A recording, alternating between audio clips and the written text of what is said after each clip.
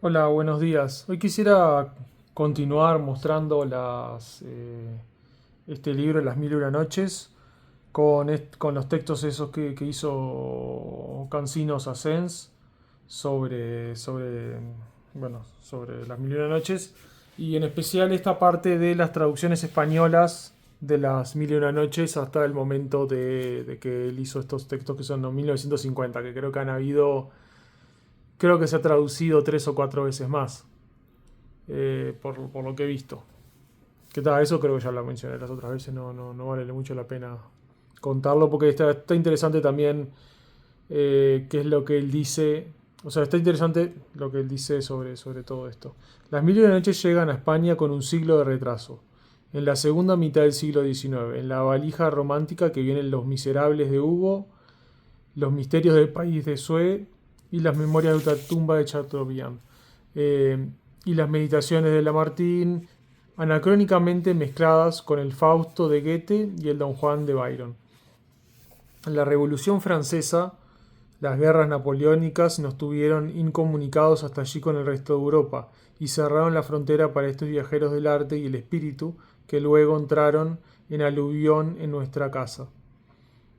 El momento era entonces favorable para el libro oriental fuese bien acogido entre nosotros, los orientales de Víctor Hugo, habían puesto el Oriente otra vez de moda, la guerra ruso-turca llamaba la atención de los públicos y las gacetas mantenían el interés de los lectores con reportajes que entonces se llamaban informaciones sobre las rarezas de la corte otomana. Alejandro Dumas novelaba episodios de la guerra en El Conde de Montecristo y hacía que su Edmundo Dantes trajese allí a la esclava Haidé, bella, tierna y desgraciada, como una heroína de las mil y una noches, y en las revistas bufas era de rigor el coro de suripantas vestidas de odaliscas.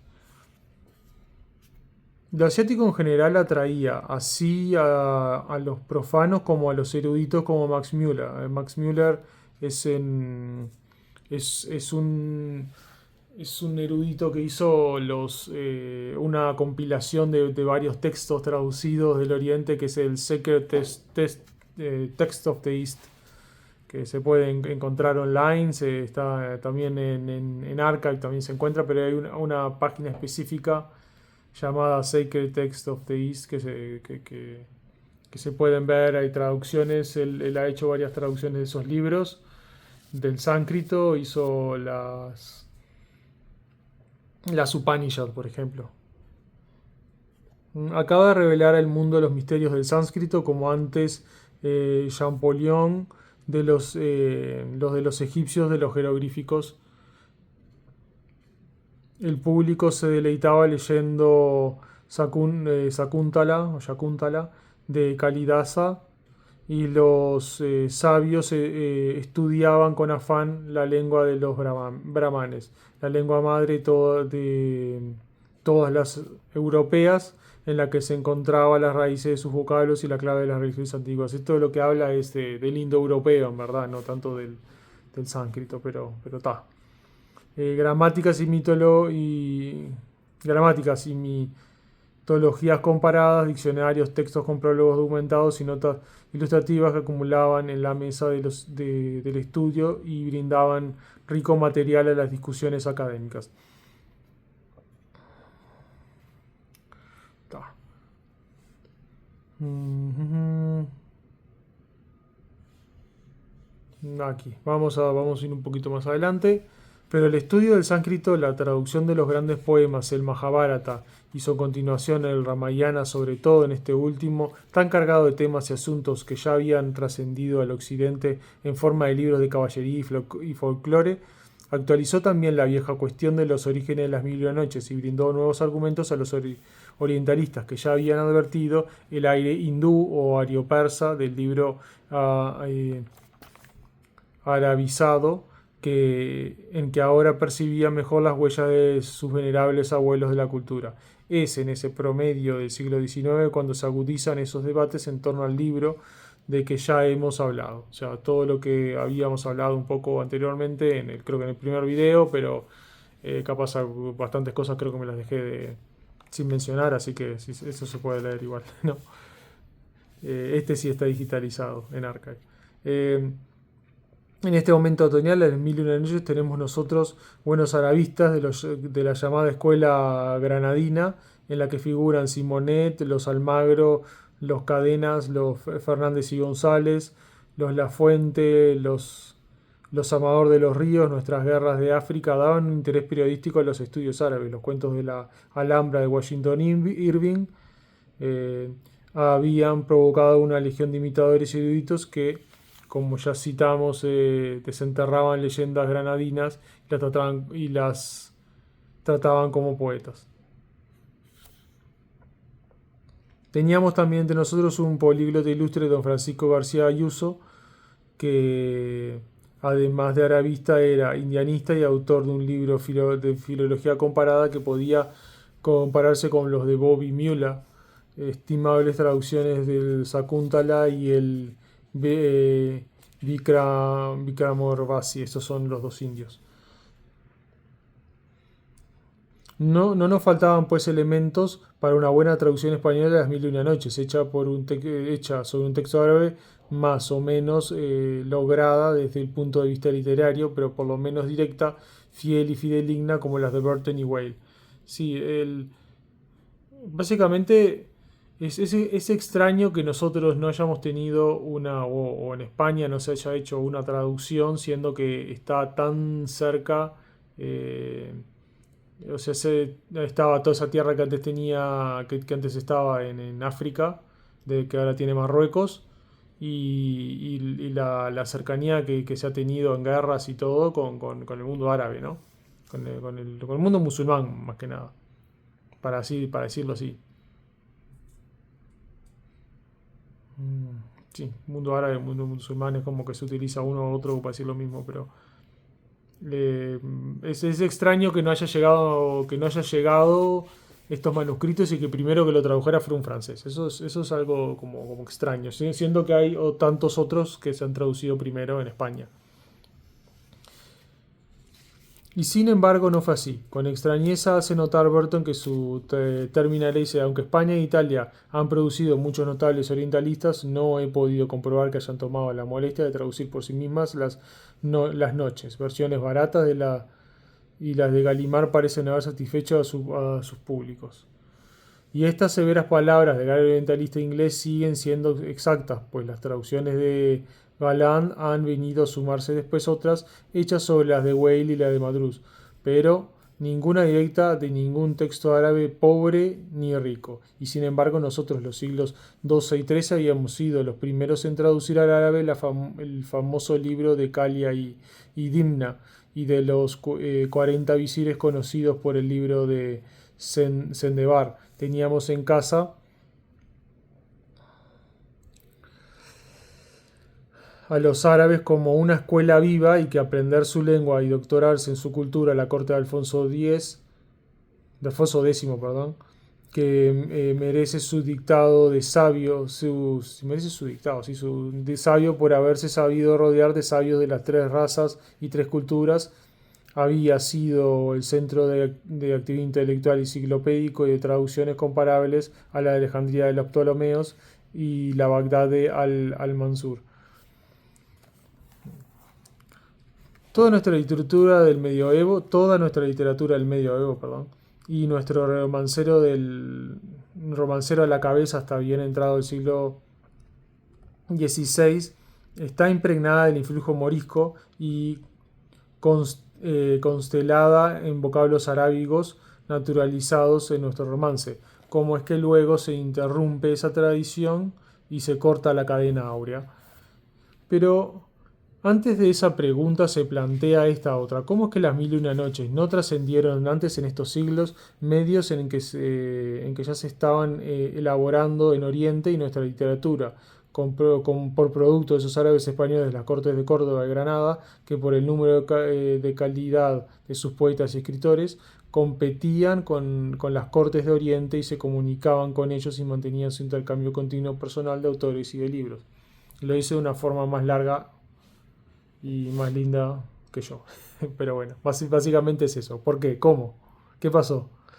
Sabemos que los jalifas umeyas de Córdoba tenían a sueldo un número considerable de amanuenses y copistas encargados de reproducir con bella caligrafía los manuscritos interesantes que adquirían en Oriente. Y sabemos también que esos poetas del Islam andaluz eran inquietos y curiosos viajeros que iban y venían por todo el ámbito del Islam, de igual modo que sus correligionarios y cofrades de la otra banda que en la ruta mercantil de Berbería era igualmente una ruta literaria. Recordemos ese paso ya citado de Al-Makiri y sus bocandas de aroma de rama. Esto aparece en algún momento. Esto también es interesante, que esto menciona otros libros. Lo cierto es que hasta el siglo XVI no aparecen en nuestra literatura huellas esporádicas de las mil y una noches en el Pantañuelo de Timoneda. Esa es una. Y en que en una de sus sentenciosas y divertidas patrañas incluye parte de la historia del quinto hermano del barbero de Bagdad, y que entonces esas huellas no son árabes sino italianas. En toda nuestra literatura rimada o en prosa, en los siglos medios y subsiguientes, no aparece mención alguna, directa o indirecta, del famoso libro y los moriscos que entre nosotros quedan y nos han legado tantas y tan interesantes leyendas de su raza, en Aljamiado, no nos dicen nada de él, ni olor de él, como frecuentemente dicen los árabes. Es cosa rara que los orientalistas hayan fantaseado la existencia de un manuscrito árabe de las mil y una noches en la Biblioteca Jalifana de Córdoba y una traducción española de los siglos medios, y ambos naturalmente perdidos. Véanse Chauvin, o sea, alguien ha hablado ya de esto. Pero tampoco nos trajo ninguna noticia de las mil y una noches nuestro gran Cervantes, que estuvo cautivo en Argel y trató allí con moros y renegados españoles que pudieran haberlo informado, y escribió él mismo esa historia del cautivo que intercala en la segunda parte de su Quijote y que es de corte perfectamente milio-anochesco, ya que su asunto es idéntico al de tantos cuentos del libro oriental, el de la mora que se enamora de un cautivo cristiano y se convierte a su fe y huye a su compañía, tema que autores árabes tratan, como es natural, en la inversa, según puede verse, por ejemplo, en la historia de Ali Nuruddin y Armeyen, la cinturonera, la noche 477 a 492. Pues bien, y Cervantes, y al fin y al cabo no ahondó ni mucho menos en la cultura árabe ni en el idioma del solo, aprendió unas cuantas voces de lecto vulgar, tan pocas que deben contarse, pero ni tampoco el célebre renegado mallorquín del siglo XV, rey Francemo Tumeda, el autor de la gran comentada Apología del Asno, que se convirtió al islamismo y penetró en todos los misterios de la literatura y su teología, menciona sus escritos y dice que fue un gran escribidor de vena copiosa y variada a las mil y una noches. A las mil y una noches. Básicamente eso es una de las cosas tener en mente, que no existe. O sea, por ahora no se ha encontrado. Se puede, si quieren, pueden leer esta parte de aquí, se ponen pausa.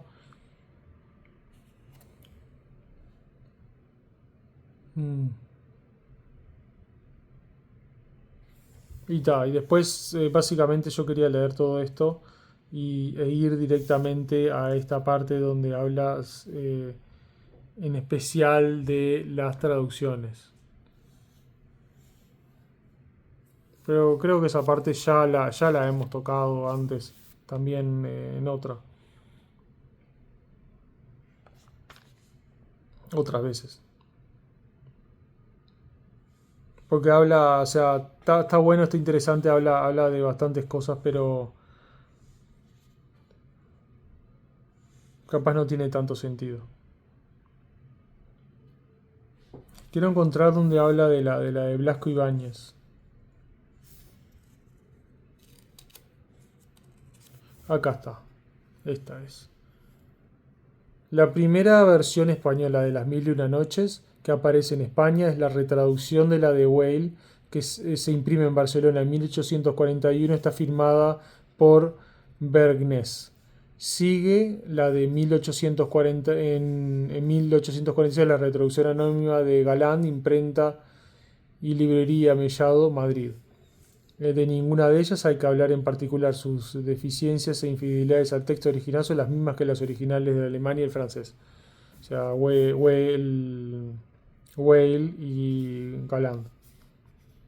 La retraducción de Weil en gran formato, ilustrada con unas viñetas de supuesto gusto oriental y con unas odaliscas obesas y con aire de suripantas, en su buen gusto de un buen gusto muy discutible, y la de Galán, que reproducen varias veces las editoriales españolas y las parisenses de Garnier y Bouret hasta bien entrado el siglo XX, en que hay una pausa explicable de una parte porque el gusto oriental ha pasado al romanticismo que lo reanimó. Han seguido el naturalismo, el realismo y la tendencia social representada por los escritores rusos Dostoyevsky y Tolstoy en forma evangélica, y por Solá en de reivindicación proletaria movilizan las masas, como marca el paso de las manifestaciones obreras.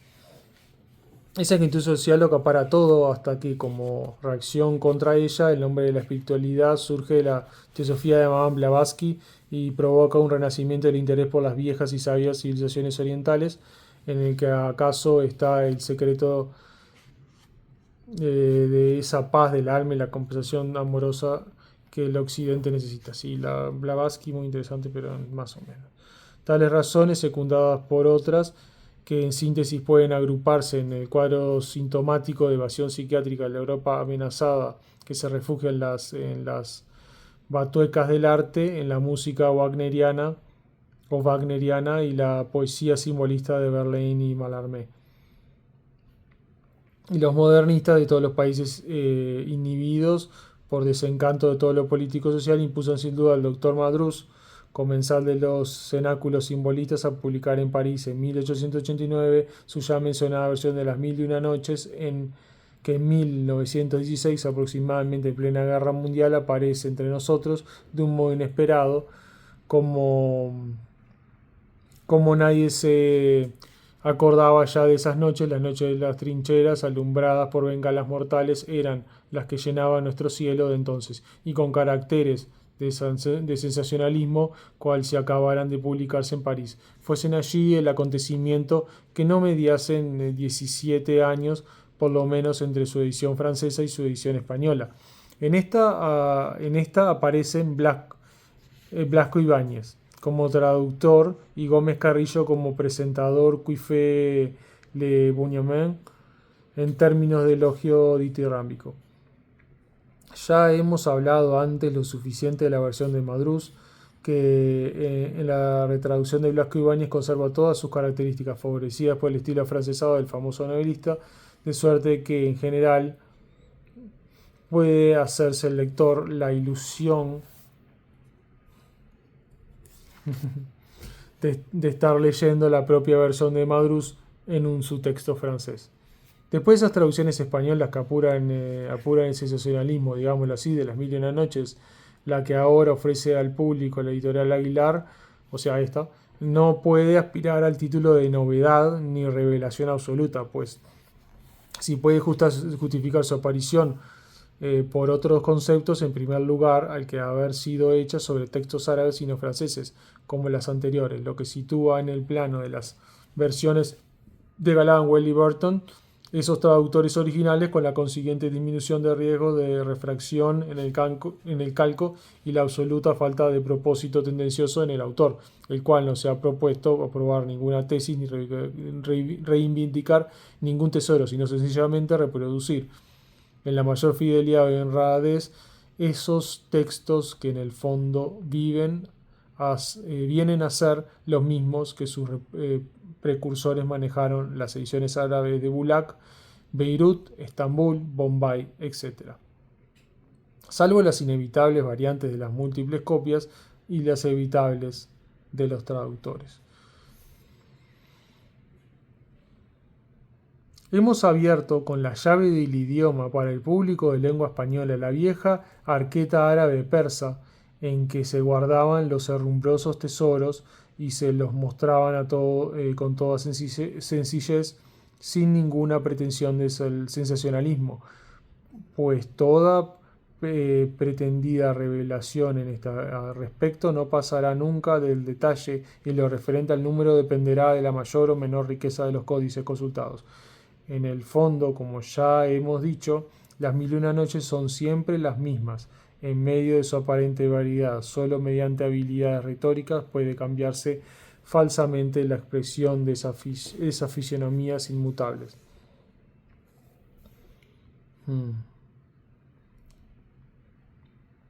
Creo que ya lo demás ya sería como bastante repetirse. O sea, es interesante porque hay muchas palabras del español que vienen del árabe y hay algunas que se usan muy poco y que están explicadas acá y las va como mencionando, esto viene de este árabe, del árabe, esto viene del otro árabe también. Entonces es como interesante esas notas porque son pequeñas y alguna palabra, no, ¿por qué usa esta palabra que más o menos casi no conozco? Porque viene del árabe. Entonces, pero se encuentra en el diccionario de la RAE. Entonces es como que aparece ahí, es capaz, capaz no tenga sentido utilizar una palabra antigua que casi no se usa. A veces sí, a veces no. Tiene sentido, bueno, yo qué sé, es como también a veces para ser específico en el tipo de ropa, o a veces para decir y el vestido, y el vestido, y el vestido, obviamente que cada vestido tiene su propio nombre, ¿no? Entonces es mucho, con internet también es mucho más fácil agarrar y poner lo que él dice y se encuentran, se encuentran.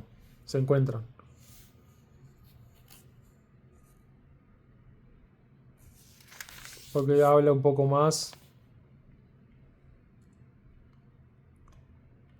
En resumen, nuestra traducción, la labor de 6 años es por lo menos la más completa que hasta ahora conoce y aún podríamos llamarla integral porque recoge todas las historias de las versiones anteriores extranjeras y españolas y nos dan parcialmente más otras que ninguna de ellas nos da. Y es además la única española que se presenta ilustrada con notas de carácter filológico, histórico, geográfico que permiten al lector identificar personajes reales y localizar los datos geográficos que de otra suerte quedarían en la región de lo problemático.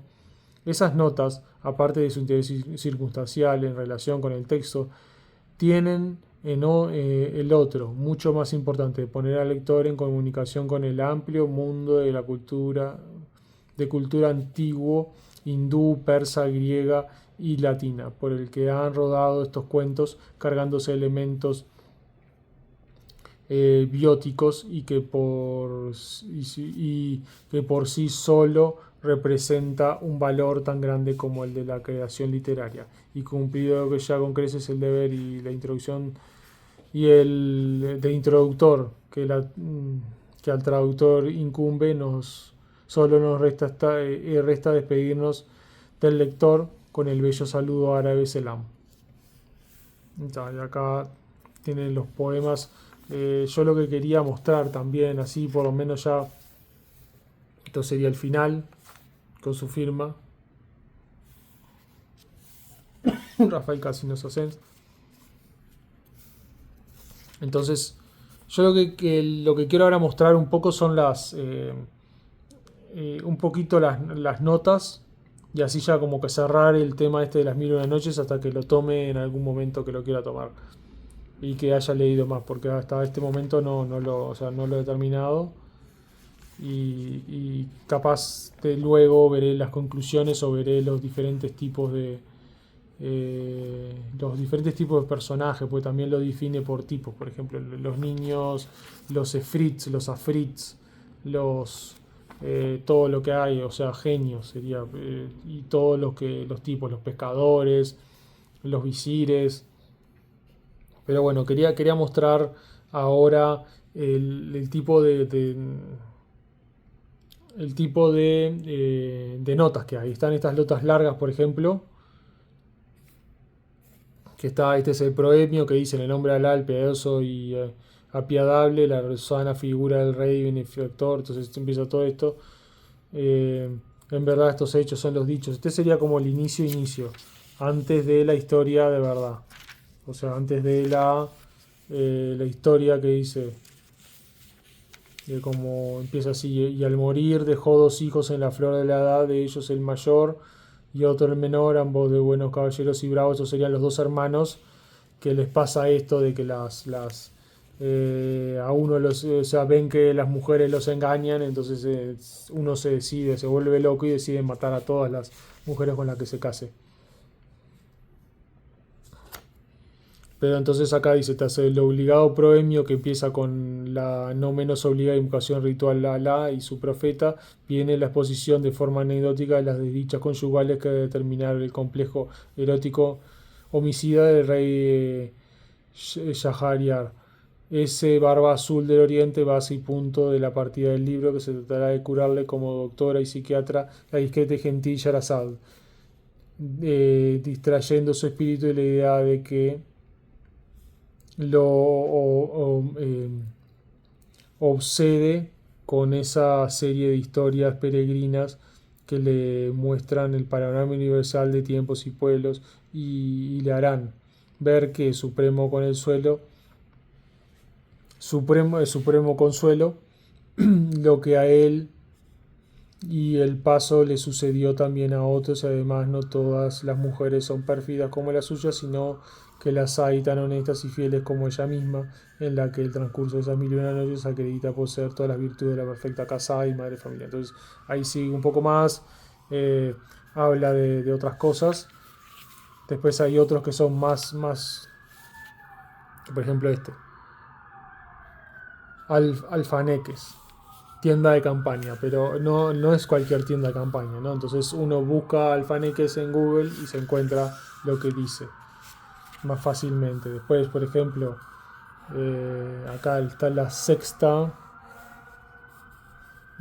Has de saber, hermano mío, que cuando me enviaste a tu visir rogándome viniera a comparecer entre tus manos, luego mandé a hacer los aprestos para que mi viaje me salí de mi ciudad sin demorarme. Entonces acá está la nota, por ejemplo, que dice expresión árabe que corresponde a los griegos epipas, heiras y lithem. Entonces es como que hay que saber griego también. Como complicado, ¿no? Pero básicamente es como eso de...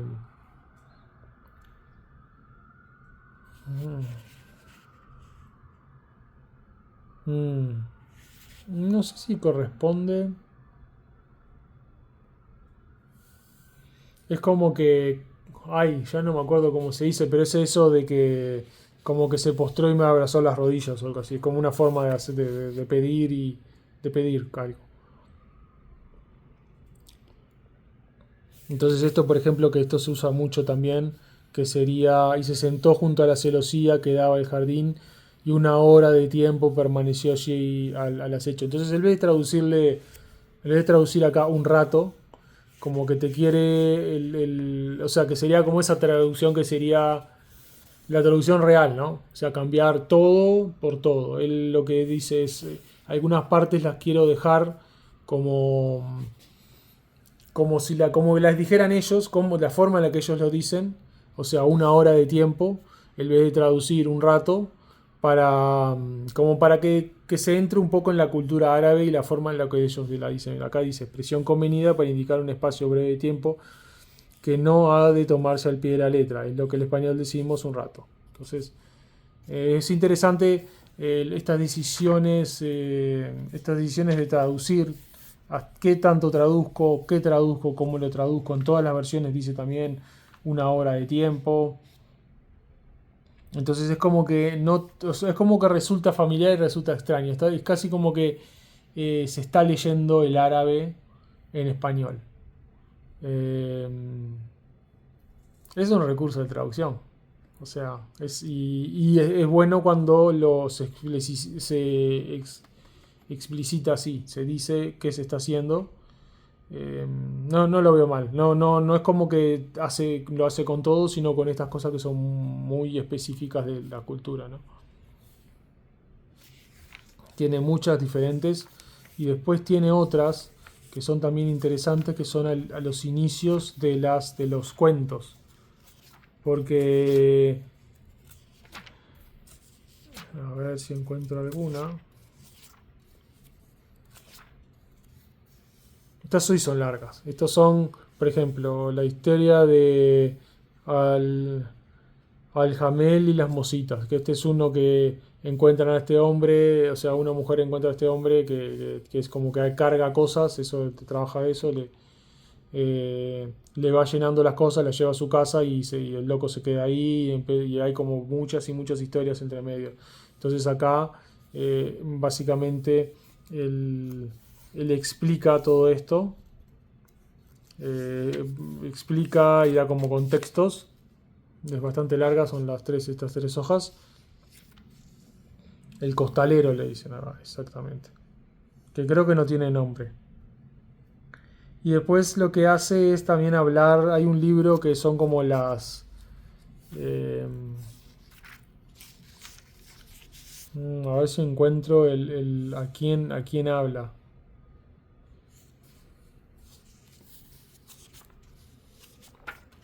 Hay un teórico que se llama De Luna, que creo que lo mencioné en el primer video también, que hay las mil y una noches ocultas, que hace como una visión como oculta, hermética, así, esotérica, no sé cómo explicarlo bien, no sé cuál sería la palabra exacta, pero como que él discute mucho con él en este libro. Y ese libro, el de Luna, yo lo he visto tipo para comprar, no es un libro antiguo que nadie, o sea, que nadie lee, sino que es algo que, o sea, parece tonto, parece loco que haya querido hablar con una persona que no, o sea, que haya dicho voy a discutir con alguien en este libro sobre qué cosas y qué cosas me parecen que están bien o que están mal.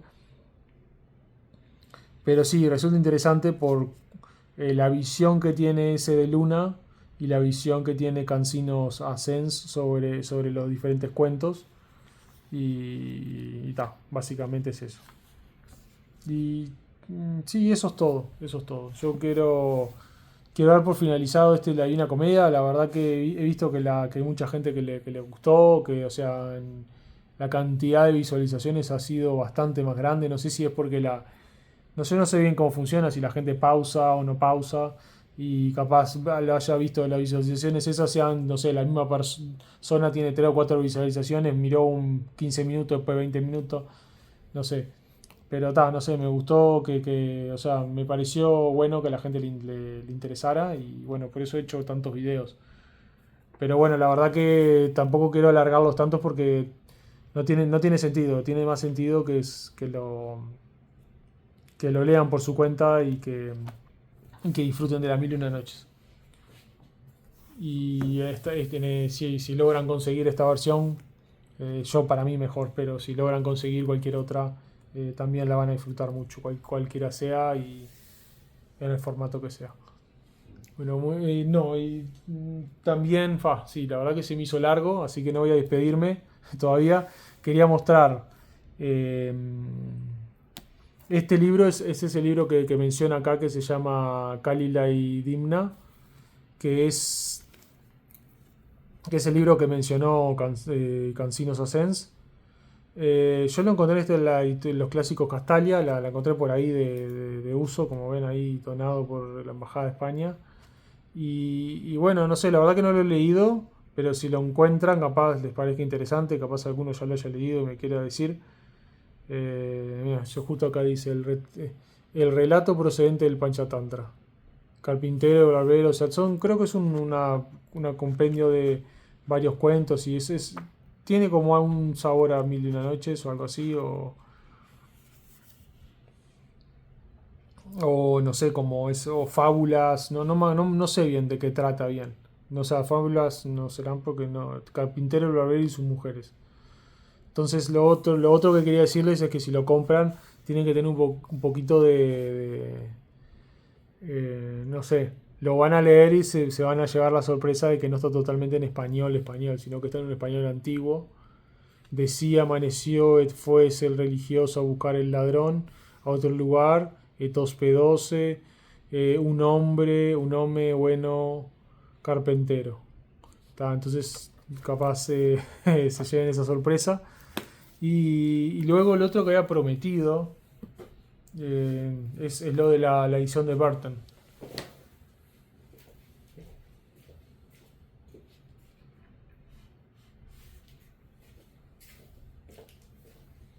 La edición que te vengo de Burton es esta, que también la conseguí por ahí. Es en inglés, es una versión reducida porque la versión real es como la versión que tiene todas, son como 12 tomos, son un poco creo que más chicos. Esta es una de estas ediciones folio, está en inglés y tiene las ilustraciones de León Carré. Es del año... Chan, chan, chan. Bueno, esta edición es del año... Acá dice, se imprimió del 26 al 36 en 12 ediciones. En 12 volúmenes, perdón. Pero bueno, está. Este no sé, no dice qué año, porque son como estos folios, entonces yo creo que no... No, bueno, no, esto no es un folio. Pero creo que es una versión reducida. Tal de Folio Society. Yo la verdad que no sé mucho de esto, perdonen. La verdad que digo esto, pero no tiene sentido que diga tanta cosa. Y bueno, tiene varias versiones. Tiene varios de los cuentos, pero obviamente no los tiene todos. Y creo que los tiene más reducido de Fisherman and the Genie, el pescador y el genio. Que son como 2 o 3 historias una entre la otra. The Porter and the Three Ladies in Baghdad. Este es justo el que estábamos viendo, del costalero, creo que debe ser. Todos los cuentos que tiene. Sí, esta... O sea, es un poco... O sea, no es para niños. No es para niños para nada. Me parece. Esa parte no es para niños. Porque el loco se encuentra con esas hermanas y las hermanas empiezan así a desnudarse y después viene, no sé, es todo como así, todo medio loco.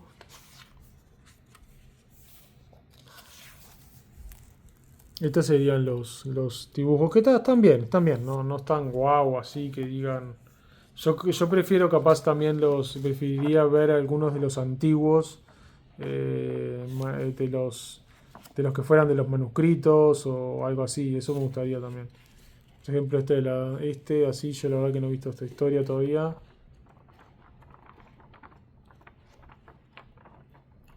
Pero bueno, se lee bastante fácil, no tiene tantas ilustraciones tampoco que digamos y tal.